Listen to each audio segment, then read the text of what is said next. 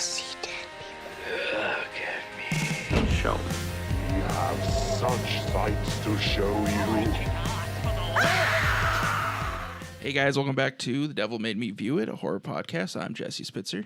And I'm Jerry Lees. And this is our first of a few Christmas specials. This one is going to be about Krampus. I love this movie. I know Jason loves this movie. I love this movie so much. Yeah, we're also going to talk a little bit about Exported Goods. Is that the name of that movie? Rare Exports, yeah. Rare Exports, that's the one, yeah. So stay tuned for that as well. But for now, Krampus. How did you find this one, boss? So I actually was excited for this forever ago. You know this movie's 11 years old? I was, yeah, and it hurts my brain. Because to me, this is still Michael Dougherty's new movie. Yeah. Over a decade, yeah. I was trying to, because if you just Google Krampus. Oh, it's actually 10 years. It's 2015, so it is just 10 years. Oh, was it 2015? I thought it was 20. Oh, yeah. I'm looking at the cheat sheet. You're right, yeah. you're right. So yeah, it's totally fine. We're not out of touch. Extra year. It was weird because I Googled Krampus to get the PNG for the title. And if you just Google Krampus, obviously there's a lot that comes up, not just the movie. So I typed in Krampus 2020, and I was waiting for the autofill to 2020, 2021. I didn't know which year. And it was like, oh, 2015. Okay, well, that's crazy. But yeah, so I was looking forward to this when it came out forever ago. I was in college. I don't know if I actually ended up watching it, though, for a few years. I think it was one of those I was looking forward to, and then it came out, and everyone was like, yeah, it was really good. And I was like, cool. Yeah, I meant to watch it. Yeah. Yeah. Oh, I loved Trick or Treat, which had nothing theatrical. I mean, it was Michael Dougherty, the same director. Mm-hmm. And in my family, Trick or Treat is like it's holy. I mean, we've got the Sam, the dolls. It's one of the things that, like Thomas, my kid was going to do the costume one year. My brother-in-law has the costume. So much merchandise, and just one of those movies. It's infinitely watchable. Yeah. So when they said Krampus coming out, and I didn't know anything about Krampus. I knew Krampus just from Rare Exports at that point. I didn't know the legend. I didn't know that it's actually celebrated, that it's a mythical character. So when I saw Rare Exports, I thought, oh, this is the Krampus, and then they kind of backpedaled the way it was promoted. So when I saw this thing, I was so happily, and not surprised, and I was surprised by it being more than I expected. I thought it was going to be like a retelling of this myth. Mm-hmm. But this is such a good movie. And this is such in my family it's become, and it's like, we don't call it Krampus. It's Krampus. It's Krampus. And we just ruin the accent, and it's one of those things where it was a joke 10 years ago. Oh, what are you doing want to watch a movie? We should watch Krampus. We don't laugh at it anymore. That's just how we pronounce it. Right. We're all the grandma in it. You start saying it ironically, and then it just becomes, yeah. Well, it's like then Krampus. It's like, oh, that's just like some meme that people share, but the real fans know. And I absolutely, this is something that I always get into it when I'm watching it, and it's still surprising me because I forget the animated scene every time. Oh, it's so good. Whenever I watch, I'm going, oh, is this the director's cut? This wasn't in the other version of it. And then I'm like, no, idiot. I said this last year when we watched it, we dug it out.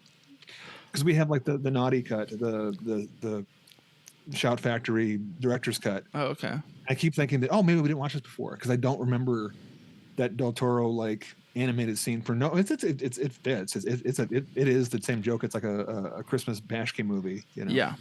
Oh, so good. Please tell me more about your love for it. Yeah. So, let me go over the plot a little bit. Just a brief little summary is, it's just a kid, his whole family's coming over for Christmas, and he desperately wants to return to when Christmas was fun and the family loved each other and stuff. The family is kind of the worst. They bicker with each other constantly. And he ends up wishing for them to go away silently, I guess, in a kind of a way. And then over the next couple days, Krampus comes and starts stealing them with his little helpers, who are terrifying. Oh yeah. Yeah, I have a bit of a hot take on this movie. What is this? But, I'm gonna save it for a little bit. Let's talk about it a little because it has to do with the ending, and I don't want to. I do want to discuss that. That was my note to have the discussion, and not find out ahead of time what your take was. This is how I know Adam Scott. I think before this, I had not watched Parks and Rec. He plays the dad. Yeah. I knew him from like Piranha 3D, which didn't do a great job of explaining who this actor was, and I know I recognize him from like Hellraiser Bloodlines, which again doesn't do a great job explaining who Adam Scott is. I mean, I don't think I've seen Step Brothers yet. I know I hadn't seen Parks and Rec I forgot yet. he was in that. It's just, and it's one of those now he's family, because we watched Parks and Rec was one of our pandemic shows where we went through the whole thing. Everyone says, "Oh, watch the first half, watch the second half," and I'm like, watch the whole thing twice. I love Parks and Rec. So when I saw this the first time, when I saw Parks and Rec the first time, oh, it's the dad from Krampus. Now I'm watching Krampus now, and I'm going, oh, it's the guy from Parks and Rec. Yeah. He is so good in this. Dave Koechner is always makes things better. Everything, but then Toni Collette, it's like it's a ensemble film. Any one of those people could have been the lead in a movie and it could have been about them. Even the kid, the main kid, Max, is from Hysteria, and he's always he carries that TV show on like, is it Peacock? I think it's like a movie about the Satanic Panic music in the '80s. Bruce Campbell, watch it. Should have got another season, but everyone in this is just so with each other. There's no one standing out showing off. There's no Toni Collette can chew up an entire movie. You know, she owns as good as, and Hereditary, which some people don't like. It's her movie. She's everything in that thing. Yeah. You know, and then Koechner in like Cheap Thrills owns that movie, steals it from everyone else in it. Of Cheap Thrills, but in here it goes through, and it's just such a smart everything about it. And I always, it's got such infinite rewatch value with the daughters. When they're reading Max's again, okay, the summary is. The core family has invited everyone else over, and then they're all trapped in the house. And then from their point of view, it's not the Krampus attacking; it's just a heavy snowfall, and the world's cut off. So you've got all these little divisions of the rich family, the ones that don't have anything, that do a little harder. All the bickering. Everyone's accusing everyone else of being like a Democrat. Oh, it's because they're this affiliation, and they're just throwaway jokes. And then you have I've always wanted to get her name right because she steals every scene that she's ever been in. The aunt, I know from 2.5 Men. Yeah. Which is probably an insult. That's like Conchata Farrell. Okay. In this thing gets all the good lines. I hope that she gave a kickback to Dougherty for like, I want to have all the best lines in this thing. And no one has in real life an aunt like that, but we have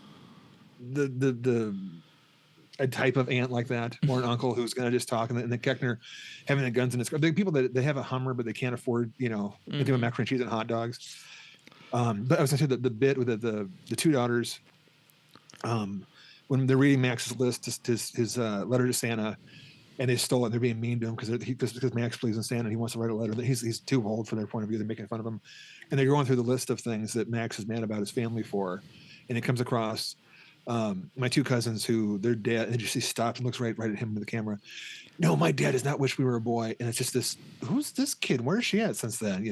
But all those little bits like that. And that could have been just a normal Lifetime Christmas movie. Yeah. And I would have been into it. The a family trapped in a snowstorm having to get along can be any movie. It can be a Christmas movie. It can be a horror movie. It can be a drama. It can be a comedy. I mean, you can see Tim Allen walk in the door and be in that movie. But this is just so. Yeah, I was gonna say, when you said like any one of these people could be the spotlight, it doesn't feel like anyone's like throwing elbows in this to like get everyone's just kind of everyone just jives really well. It's like everybody's a piece of a puzzle. There's no like standout star. Allison I think Tallman, I'm probably pronouncing wrong, who's been doing great work ever since. She plays the aunt, the non-evil aunt, not the crazy one. Just Toni Collette's sister. No, Toni Collette's sister. Sure. And when we put this on their night, we're filling time, and then the TV's on, and Saint Dennis is it's a Scrubs sitcom set in a hospital, and she's the main nurse on that. And I'm like, she has been around forever, from 10 years now, doing great work. But in here, just is so good. It's like they're fighting about at the holidays about what you do with mom stuff, the family heirlooms and things. And like, okay, are you kind of jealous of me because my husband's he's not always, it's the kind of stuff you've heard a million times, but here it's like they didn't pack it up. It wasn't just filler. It was to add the tension to the whole family. And then, and I always forget that Max wishes that they go away. Yeah. I just always think that he tears it up, and I forget that as the movie progresses, that Krampus is taking them away. In my mind, he's offing them, Right. but no, he is taking away kind of for the wish. Yeah. Yeah. To go along with your point of these characters, every time I start this movie, I always have this moment where I'm like, oh yeah, these characters are like very over the top and like not super realistic. But then once things start happening, it's like, oh no, these are actually very grounded characters. I like that. You can have a character that is mean and says terrible things, like what's his Howard, the uncle. He's just like almost zero redeeming qualities early on. Like he's just such an ass. But then once things start going down, like he's like, no, I'm going to sacrifice myself to, save my son and things like that. It's like, oh, these are real people doing, what they would actually do in this scenario. Well, he has the line there about, he has to watch his sheep or whatever, take care of the pack. I'm forgetting what it was. And then when Scott has a line later on, it's not one-upping Keckner. It's like saying, I agree with you. We're both in charge of our families. Now let me take care of you. There's some beautiful stuff in this thing. Yeah. There is like an actual family drama buried in this movie. With these actors doing give a Noah Baumbach is going to remake this in a couple of years and just call it, not Krampus. But then the grandma's so good in this thing too, and but it's just. But now let's get on the character design. Let's get on. My theory is Dougherty. I hope I'm pronouncing that correctly. Trick or Treat. I love Trick or Treat. I shouldn't say hate when Sam loses the mask. The mask is iconic. The big canvas mask, the burlap mask he's got on. When he loses that at the end and he has the demon, the puppet mask, puppet face, I'm always like, oh, put the mask back on. Yeah. Like I get we have to have that third act reveal, to see the monster, but I'm like, oh, the burlap sack is so much more effective. It's like when Jason Voorhees loses the hockey mask. I'm like, put it back on. Exactly. That's exactly what it's like it's more. It's like never take out Leatherface's mask. I don't need to see Michael Myers' face. Just keep the burlap one on. So I was it's one of those questions that if I ever meet the guy, I'm gonna go, okay, all the work you've done with Godzilla and and the writing of like X-Men 2 and all this great stuff, I'm gonna go, did you leave Krampus's mask on as a middle finger to everyone who bitched like me, who bitched about Sam losing the mask? Because it's such a perfect. We have analyzed. We made this. My wife and I made a Krampus Christmas tree head. That's awesome. And it's just the head. Maybe I'll put a picture somewhere. I don't have it on me. Everything is this giant head, and it's a skull with a face on it. Then we made a mask on top of it. It's all out of pieces and stuff. But like we were analyzing it, trying to find what the face looks like underneath it, and there's nothing. There's not even an illusion. It's just you see teeth behind the teeth. There's a face behind there, and we're going through the Blu-ray the other day. Now we're not for no reason. We just want to see what it's like. And the making of on the docs, it's all over YouTube too. They never show you what's behind the face, and I'm like, I love that so much. That is what it should be.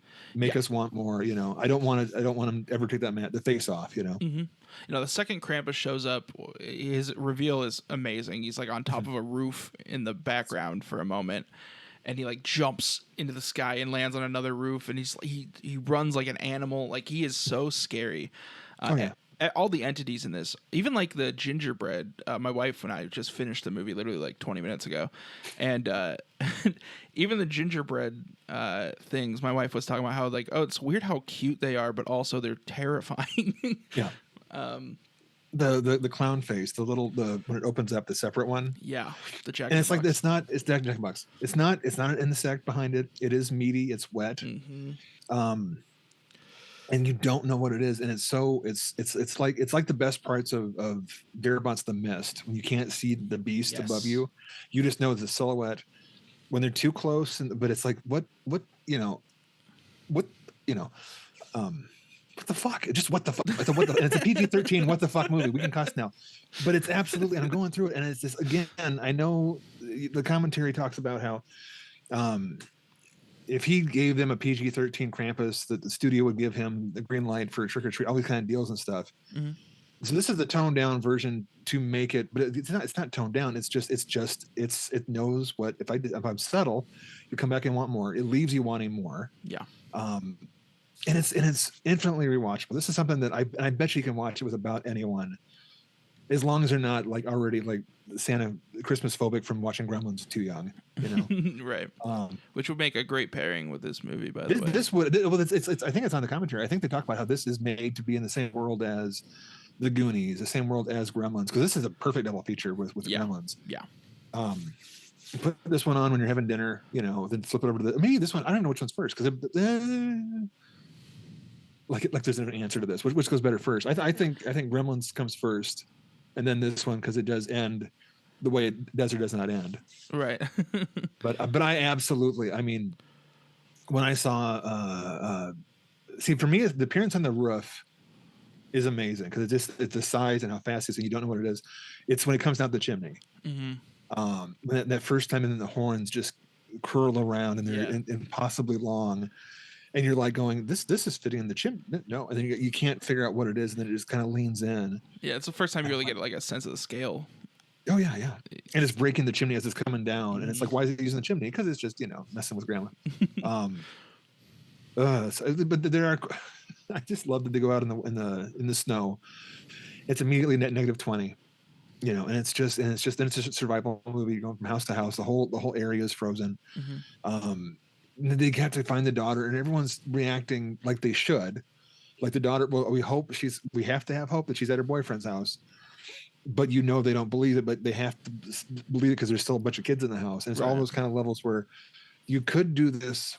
This could be like an A24 serious movie, and it wouldn't be fun. I don't know how to enjoy there are monster Santa Claus movies, and I love all the Silent Night movies, but this one is magic because it is so much fun whilst killing all the kids and killing all the family stuff. Yeah, I mean, it's hard to have a PG-13 movie where you have the monster and then you see that the kid's foot gets swallowed up. Mm-hmm. And the next thing is they're shooting the monster. I'm kind of going, the kid's probably still alive. Well, not anymore. And I had that same thought. That's center mass. That's the kid's gone.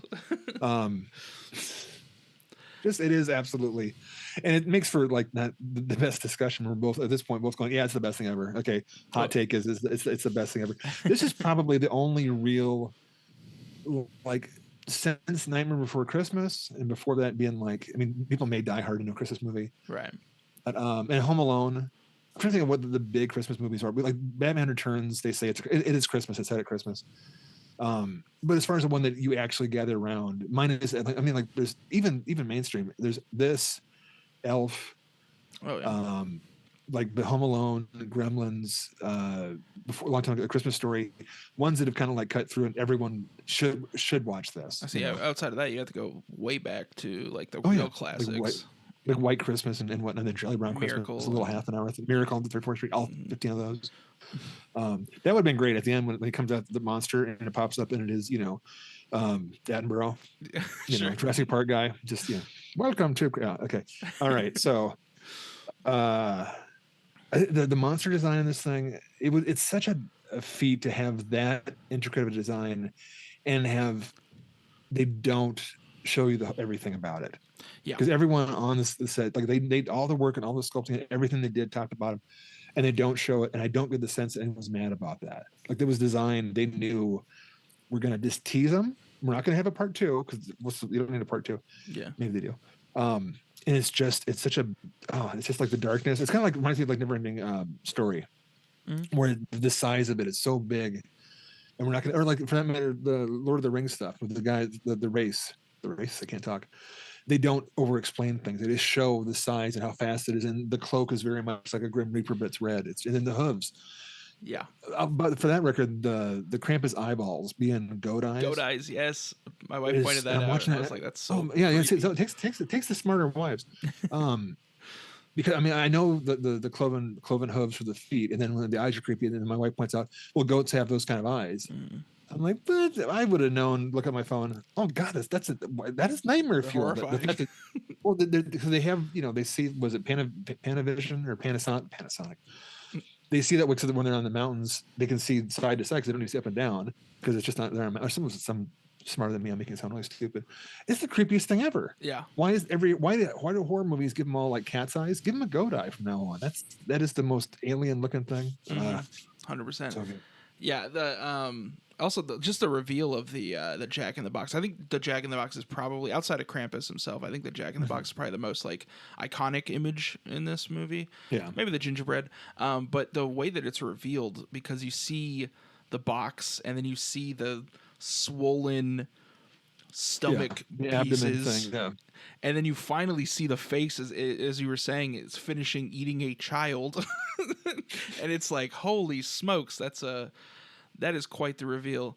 And again, yeah, it does get away with, because it's like, yeah, these are kids in danger, but no harm is ever actually coming to them. Yeah. They're just getting captured.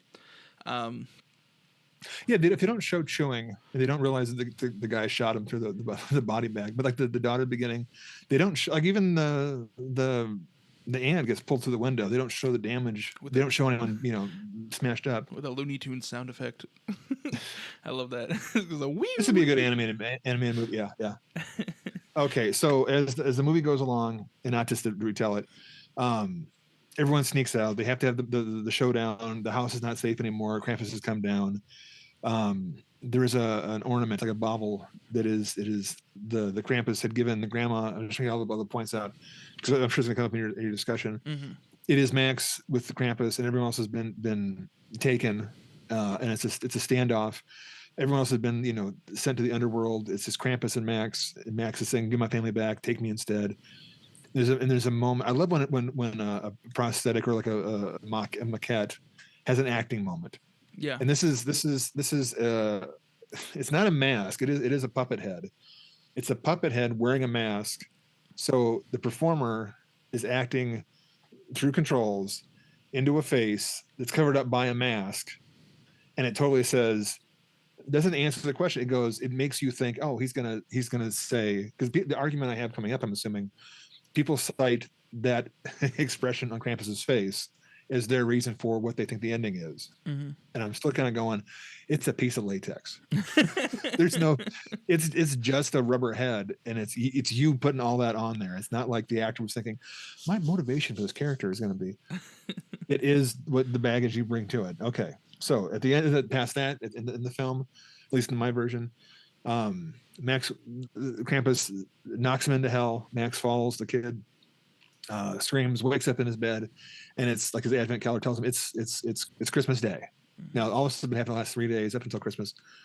He wakes up, it's Christmas morning, goes downstairs, and not only is his family all there, it's not 3 days ago when it all started. It is Christmas Day, and they're all back, and they're all acting like nothing's happened wrong. They're giving out presents. Everyone's happy. Strangely in a good mood, like that weird sort of like extra happy. Like they didn't know anything happened. Maybe did he get his wish, and they're all back and happy. And then Max opens up a present, and it's the bauble from Krampus, from his grandma. Which I don't. Is the grandma in that last scene? Yes, she is. Okay, okay. Yeah, because she gives a look. That's right. Yep. So the look around, and then the grandma gives the kid the look. The kid sees it. He's kind of like, "Oh wait, that was in my dream." And he looks around, and then you're kind of hearing dialogue from before, and you watch everyone again. No one goes, "Hey, this happened." It's again Keckner, SNL guy that people always as Anchorman. You watched him remember how he watched his family die or disappear. Yep.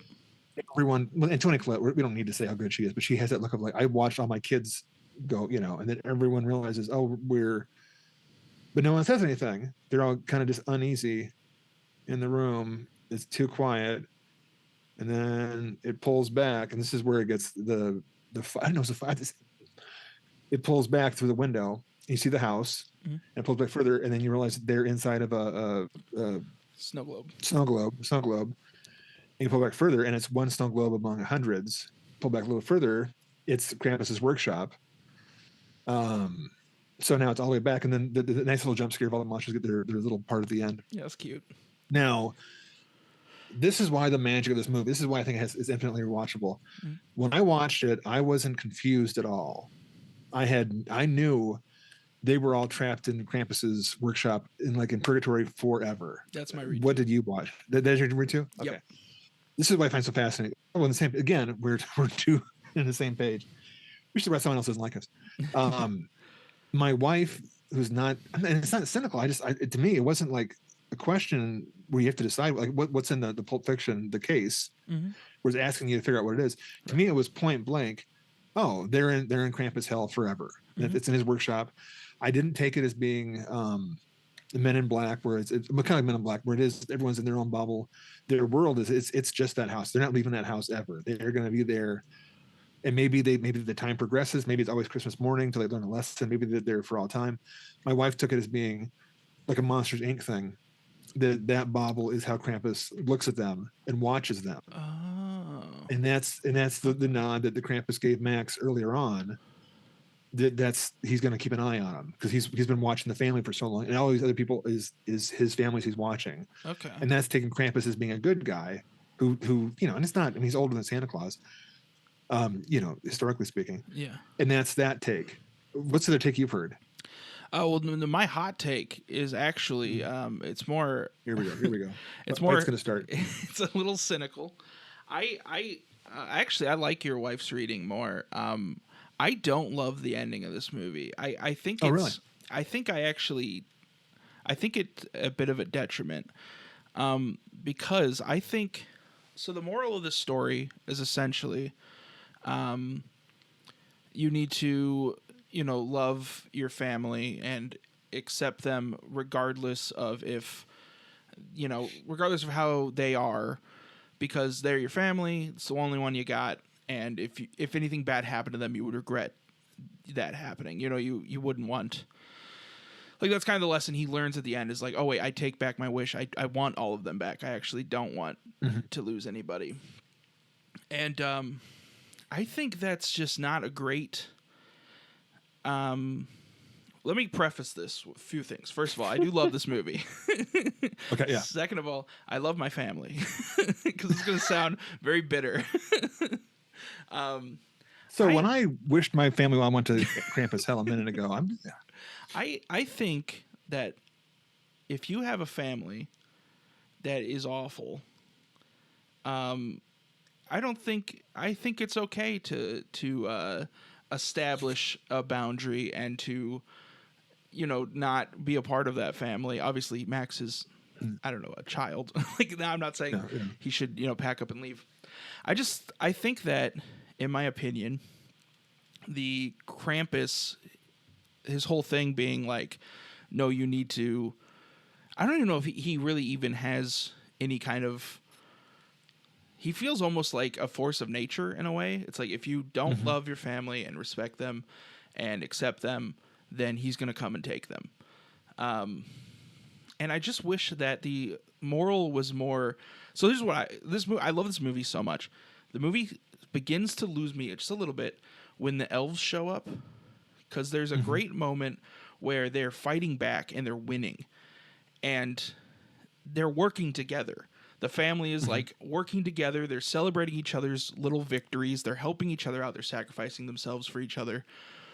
I thought it would be great if the story, if the message by the end is them beating Krampus and being like, no, we don't need this outside force to come in and force us all to love each other despite our differences. It's okay to, not grow to love each other and things like that. It's so cynical sounding now I'm saying it out loud. It does. You're getting on very positive. Like, you're not. It sounds cynical, but it is a positive thing, saying you're not tethered to them. Exactly. Yeah, and I want the ending of the movie to be the family getting along and coming together because of this like event, and like learning to love each other because they needed to help each other. And I don't like that it's like, oh, some guy from another dimension came in and he was gonna send us all to hell, but then I was like, okay, you got me, I understand my lesson. And then he gets sent to hell anyways. I don't know. I feel like it's so close, because also from the beginning where things start going wrong, everyone is acting selflessly. Like the two dads go out to find the daughter. Toni Collette like throws herself into a fireplace to save her nephew. Yeah. Like, there's no, once stuff starts hitting the fan, they start becoming a family and working together. and I like that. I just wish that it just doesn't feel like the very end clicks with that so much, where it's like where Max admits at the end, like, oh, I take my wish back. I don't know. I feel like it's really close to being like perfect in my mind. Yeah, that's kind of my hot take. I don't love this ending, and I'm not against a non-happy ending either. Because my read is that it's not a happy ending. I'm on the same page as you. They're all stuck in hell now, essentially on a shelf. They're in my hell. They're gonna relive Christmas every day, over and over and over. Yeah, yeah. I don't think they can get past the perimeter of the house. Right. Got them coming together. That could have almost been like the finale kind of thing. I see it. I don't think it's, and I don't think it's cynical when you're saying you can be able to cut family off. You know. Yeah, and that's just, I think that's when we need to, like, as people know, we can do that and not have to be, bad yourself within reason. Right. See, I always think of it as being, no matter what they do, it's almost like a funny. You've seen Funny Games? Yeah. Okay, on the complete other end of the spectrum of a feel-good movie. So, yeah, no, not as fun. Well, it might be as fun. I guess in some different ways. It depends on what you consider fun and how much therapy you've gone through. But in Funny Games, there's a bit, without ruining anything, where they point out that it doesn't matter what you do, you were always going to be, this. Yeah. So when he makes the wish, everything that they come together with, to me, it's like they're already done because the wish was made. It doesn't matter how much you come together, I'm still following the wish. So the whole thing is you're punishing the kid for making the wish, not for anyone else not getting along. Oh man. Yeah, that is. See, go ahead. No, but it's a weird thing. When my wife pointed out, and she's a much broader film watcher than I am. I kind of hit my little gutters and whatnot. But her saying the Monsters Inc. ending, when it is a little window, I really like that idea. Yeah. And it's like, and the thing is, both of us, we didn't know until a couple years later, after we watched it the first time in the theater, that we had different ideas of the ending. So to each of us, it wasn't, I think it's this thing. It was just, that's what it was. It was never, to us, there was no gray area. Yeah. And it wasn't like we weren't closed-minded about it. It was just the fact that I thought it was very straightforward, and that's what it was saying. Which is interesting because now I'm rethinking about the ending, and I 100% can see the other side of the coin now. Like I see both. Well, yeah, I think this last time when I was watching it, because on the disc it had like the original cut where it just stops, and we're going, okay, how is that different? Because it did show the grandma looking at Max, which was weird. I forgot that.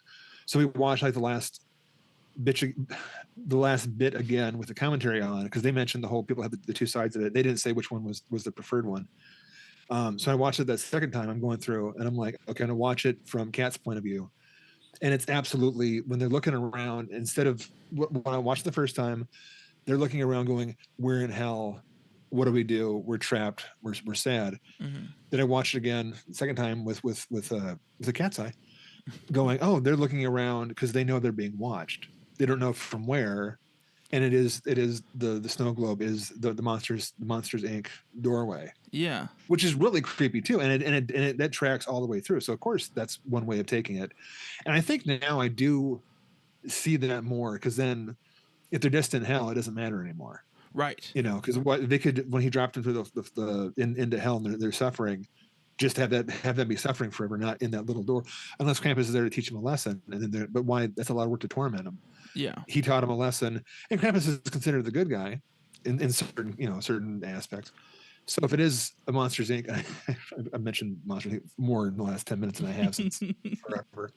If it is like a portal that you can watch them, that's a beautiful thing, and it's completely all the little fetish size of Christmas, a snow globe, the everything. Yeah. So it's like it is. I like that ending better, because then it does. I do too. And it does make everything track. When they're getting along better, they are earning their reward, not their final reward, but they're earning the fact that the Krampus wasn't just off and on, putting them away. Yeah, he was. Oh, they're working together, so all that went in their favor. Right. I guess that's. Yeah. I guess that's. Once again, my wife's smarter than me. Yeah. Another reason why I don't really like our read on it, or the original take that I had, was because it's like the second that Max tears that letter up, the ending is it's been decided. Like they're gonna end up in hell. It doesn't matter what they do, and that really just takes away a lot of those moments where they do come together and you know, have these like loving family moments. It's like, oh well, great. I'm glad you're having that moment, but you're still gonna end up in hell. And that is Funny Games. That is an entirely different movie. Yeah. That I'm like, my garbage is my garbage bag is just trying to make it into something, you know, far darker and more depressing by having it be like a cynical ending. And it's not a cynical ending. It's like, you know, it's like, and like Trick or Treat, I think, has the positive ending, you know, sort of. Yeah. Not for everybody. Every character. It feels like comeuppance have happened in that movie more so. Whereas this one, it just almost it feels a little cruel. It's just like, it's like, oh, you guys did great, but you know, it's too bad that child had a second where he wished his family wasn't around anymore. Like, what child doesn't? Not Thomas, not my kid. Oh, right, he's right. 100% happy living an hour and a half because he's not allowed in the city. Anyway, do you want a sequel to this? Is this something that you want a sequel to, or do you want like an extended cut where they actually tell you the ending? Even though you prefer the Monsters Inc. ending now. Yeah, I made you a believer. I don't know. I want to say I want a sequel to this, not because of the ending's satisfaction, but just because I would love more of this movie.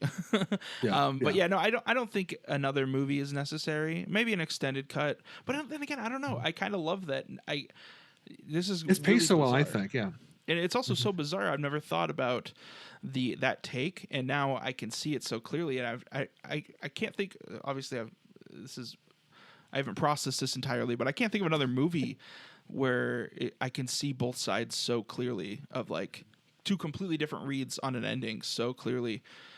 They both make 100% sense to me, and they don't really. Yeah, I don't know. It's bizarre. I like it. Yeah. I just went on a whole rant about how I didn't like the ending of this movie, but now you know. But through the Monsters Inc. kind of thing, yeah. I want to make a note. I'll do it too. Next year when you watch it again. So next year when I watch it again, I want to go into it with the Monsters Inc. thing. I want to make a note to say Krampus by way of Pixar.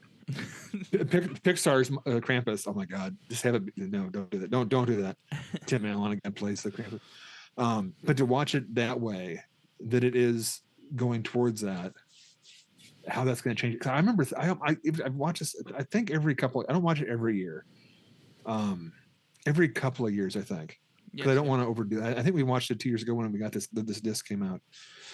I think I'll probably alternate between this and Gremlins.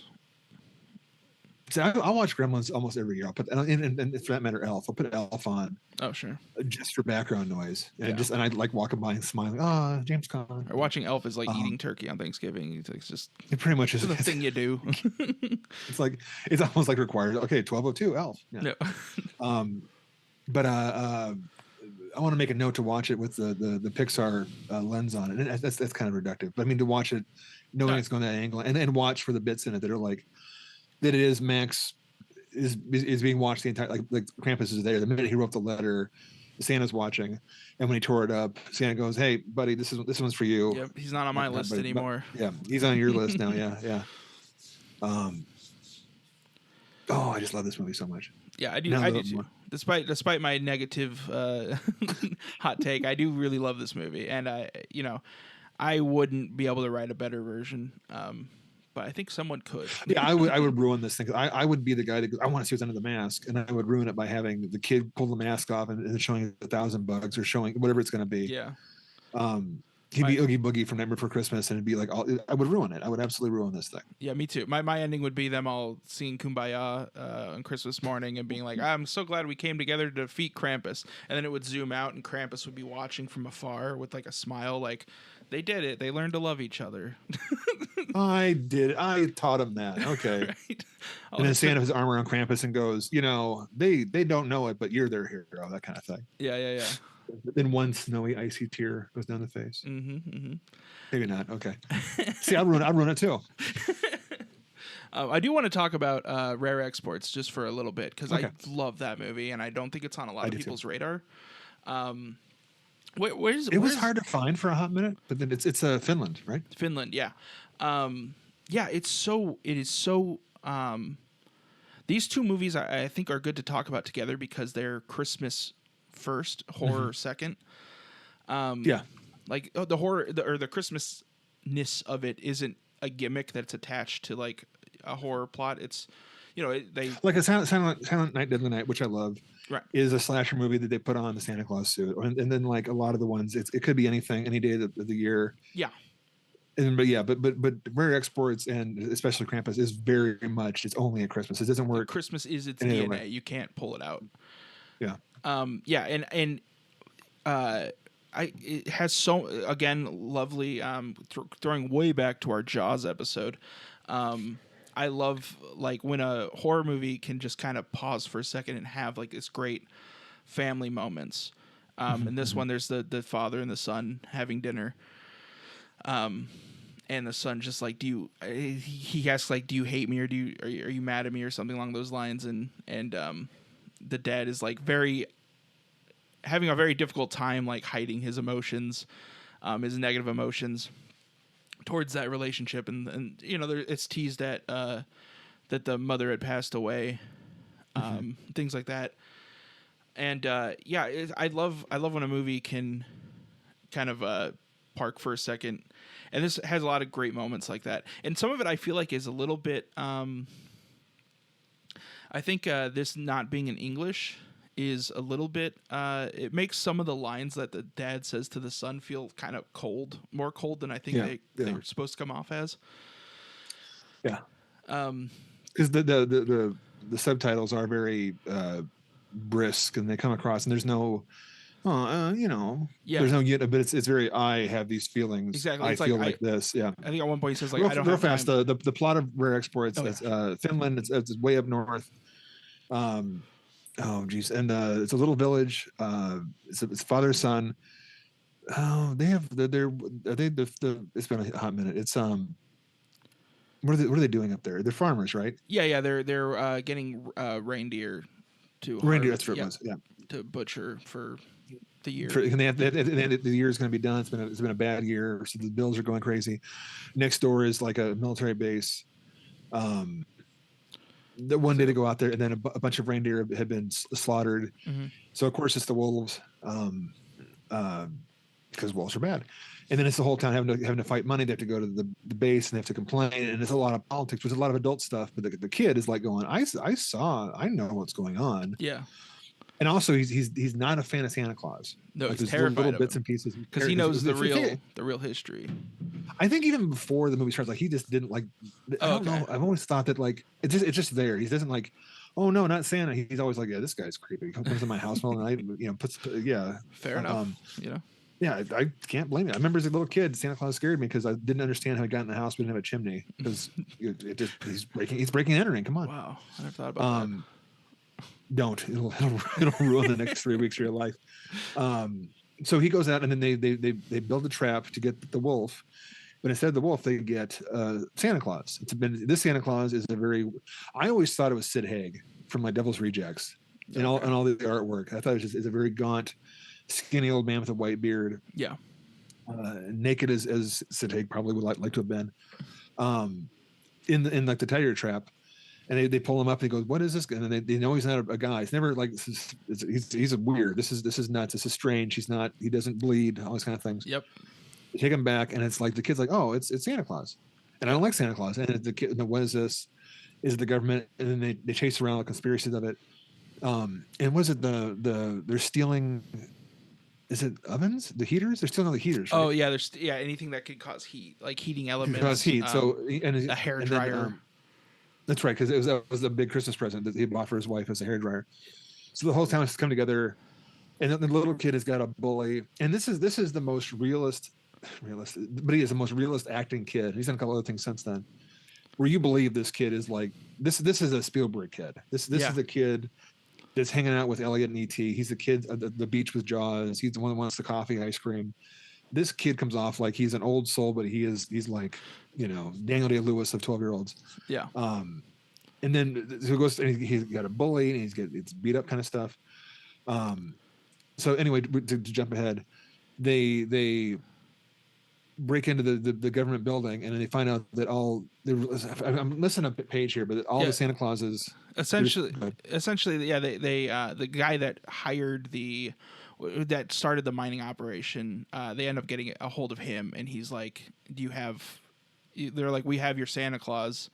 They set up a meeting to do like a drop off essentially, and then during that meeting, it's revealed. Spoiler alert! Big spoiler alert! It's a very good movie. Spoiler, yeah. I highly recommend go and check it out.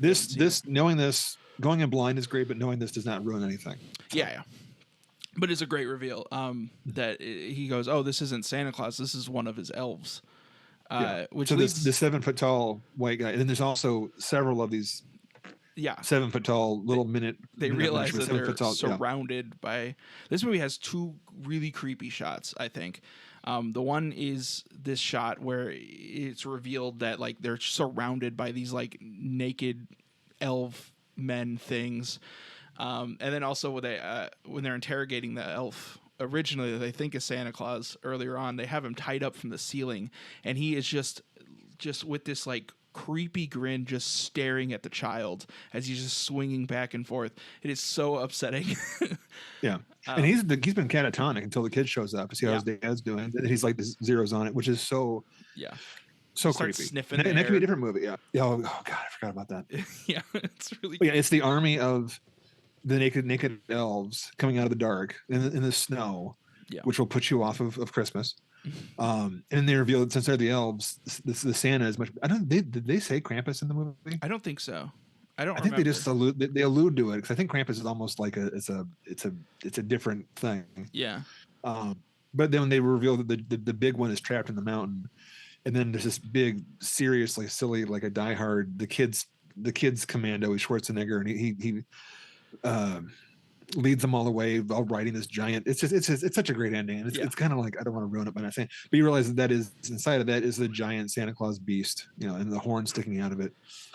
Absolutely. The same guy did I'm pronouncing it wrong, Sisu, and it's coming out soon. It's the Blast Some Nazi movie. Okay. It's if you want to watch Nazis get just smeared into the snow, it's the same director, and it's like this one's like, these are kid movies. He did this one, and he had one with Sam Jackson and the kid where Jackson plays the president who crashes in Finland, and the kid has to save him like a Stallone, these little miniature Rambo kind of thing. That's a lot of fun too. That sounds fun.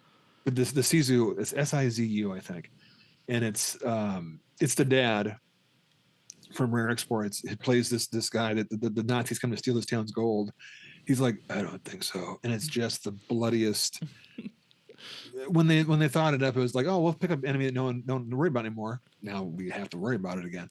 But that's should be on your list. It's not like a Christmas movie, but it is. It's just like a master of like, I'm gonna give it exactly what I want. Yeah, no, it is Rare Exports with Krampus. I'm sorry. I was gonna say this movie being a Christmas movie first, as I said earlier, probably has the most like if you take all the context out and just explain what happens in the climax of this movie. Again, major spoilers. This is gonna be how the movie ends. It literally a child in a pen, getting swarmed by naked old men, using himself as bait, and at the exact same time, they blow Santa Claus up. Like you can't. That's a very non-Christmas sounding, ending. But with all the context. Somehow this is the less cynical ending. This is the less cynical ending you were talking about from before. Right, yeah, right. And this is one. It's such a good movie. I want to say it's easy. It's just it's streamable. It's out there. Search it up. It's on Shudder. It's on Shudder right now, so you can get a good copy of it. That ending is just such. It's such a. They could have done a happy ending. They could have had Santa show up. Yeah. They could have had, the pat and everything's gonna be okay kind of thing. But they don't. They treat it like this is such real to life, and it's got it is. This is a better double feature than Gremlins and Krampus, because Gremlins and Krampus is kind of the same beats. It might be kind of redundant watching them back to back. Sure. Unless you have kids and watch them back to back. But I think Krampus and this is a better double feature, because then you're getting a variety. You don't eat, you don't have a salty meal and then have a sweet dessert. Yeah. I don't know which one to watch first, boss. I don't know if it's Krampus first and then Rare Exports. It depends how you want the audience to leave. Right, exactly. I think I don't know if I feel like this one would be probably better first. Just because I think that the ending of, well, especially now, I think the ending of Krampus gives you a little bit more. There's more to like digest there, so it might be good to finish off with that.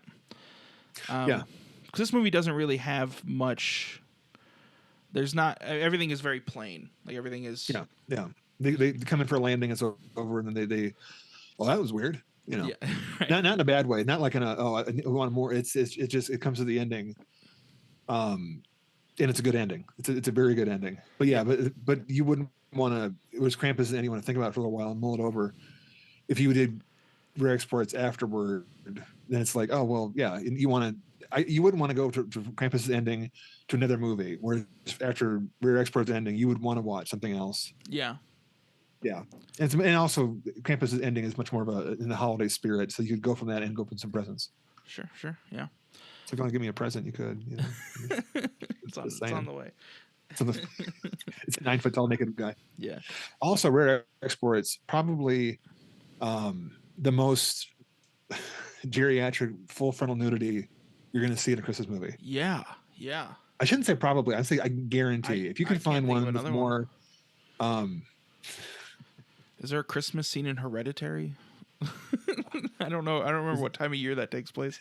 Does Antichrist was Willem Dafoe have a Christmas scene? No, I can't. Let's not go down this rabbit hole because even if we find it, I don't want to see it. Yeah. Even if we go outside of Christmas movies, I can't think of another one with more. The only thing I can think of would be like, is it Euro Trip? Have you seen that one? It's there's three kids and as far from Christmas as you can get. They go to Europe on like a backpacking thing, and then they go to it's like three guys and a girl, and they go out. They find a nude beach because they're all horny teenagers. And they go, no one goes to these beaches but old white guys, and they turn around and because she's the girl, an entire beach of old men, just slow motion chariots of fire race towards them, and it is slow motion.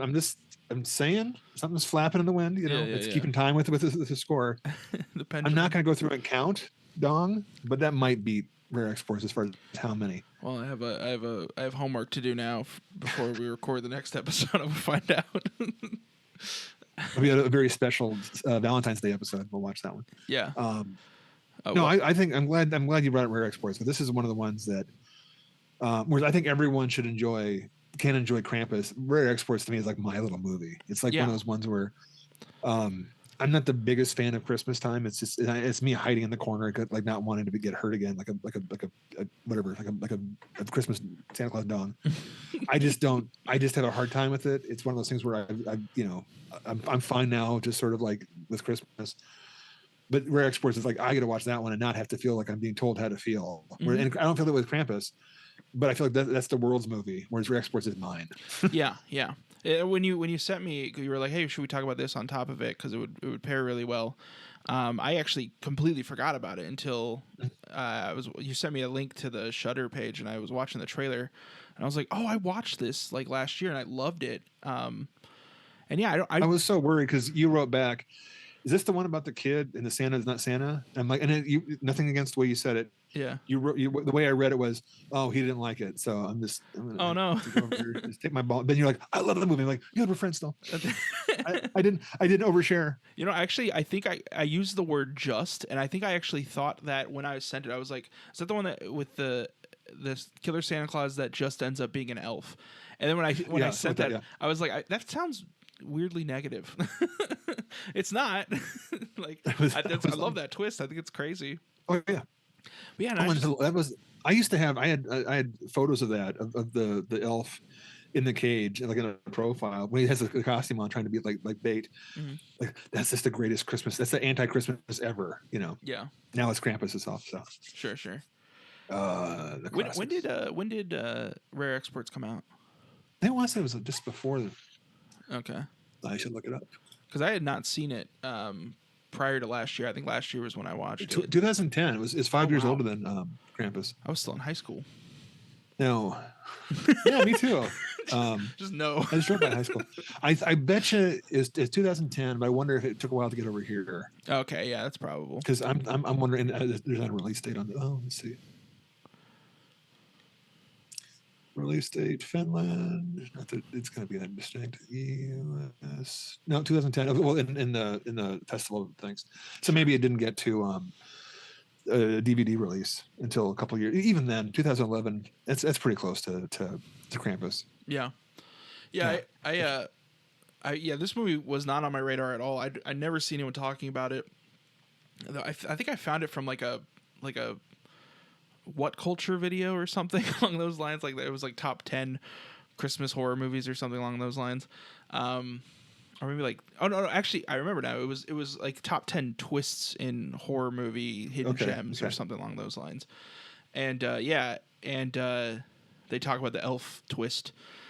Mm-hmm. And I was like, that sounds really neat. So now that I think about it, I actually did not. I don't think I went into this movie blind. I think I knew about that little twist.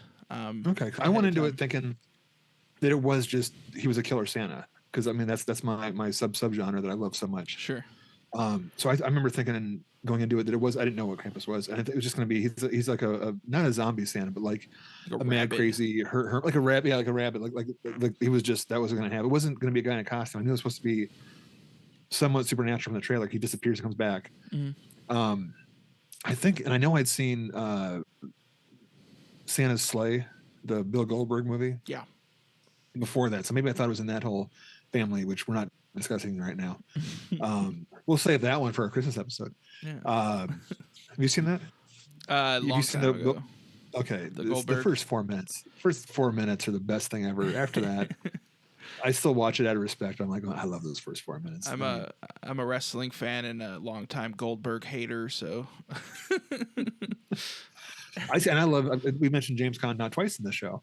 And I love James Caan. And that one, I'm like going, I know I looked up once how they got that cast for the opening cameos, but I'm like, I still don't understand that no one stopped James Caan from being in Santa's Life. We should discuss that later on. So I think this would be, I think the better double feature is Krampus and Rare Exports, because I do think that like anything else that's Amblin, that's heartfelt, is almost mocking Krampus by being reducing it to just a family Christmas movie. They have it be a Home Alone, again, I need to find a picture of our Krampus had we made, and just to brag, to show it off. Yeah, that would be awesome. Anyway, so you recommend this a good movie? You like it, even though it's a terrible ending? Yeah, I recommend both these movies to pretty much everybody. There's nothing that is going to ruin your life. No trauma in either of these. Yeah. Although I have a question about Krampus. What happens to that dog?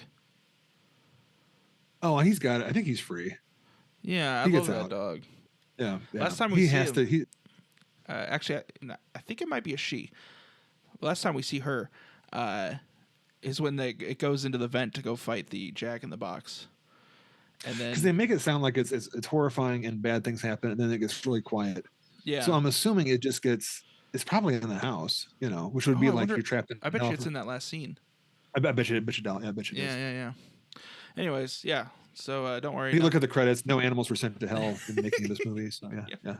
I remember when that scene comes up every time, and then the dog runs off to fight, and then the sound is like, it's probably why we don't watch it every year. But I remember, like, it's off camera, so we can just believe that he gets away. It's not like some movies where you have to. It's not like Frankenstein where he's like degloving dogs' faces. Wolves' faces. But they were CG, so it's fine. That's true. That's true. The shot. Oh my! Speaking of the dog, I can't believe I haven't brought the dog up before now, because I love that dog so much. When the one gingerbread is about to get at Howard, and then he like closes his eyes and he opens it, and there's just the dog chewing. It's like the cutest thing I've ever seen in my life. So cute. Well, they kept cutting them for reaction shots. Yeah, I do love this person, how good the dog is. He's like going, yeah. Oh, it's so good. All right, but yeah, I would recommend both these to pretty much anybody, especially around Christmas. Now, real fast, when we're trying to sum up, what would you do? What's a better film, Trick or Treat or Krampus? Trick or Treat is my knee-jerk answer. Okay. Yeah, I think Trick or Treat is just such a perfect, and the fact that it's an anthology, it hits every theme of Halloween like so well. And it makes fun of it and it celebrates it. Yeah, yeah. Yeah. I think that's the better movie. But We should just have Doherty should just do all the holidays. just every holiday. It's like have it be like Night Before Christmas where they have all those trees with a different logo, and have him. He can do President's Day. He can do Thanksgiving Day. Maybe Thanksgiving. You could remake. But I just want to Christ for Easter with Dave Koechner on the cross. Yeah, sure. I'd watch that. For sure, I would. Yeah, unquestionable. The one thing I just noticed this time with Krampus is when Howie, the son, which looks like the same kid from Trick or Treat, his snowman.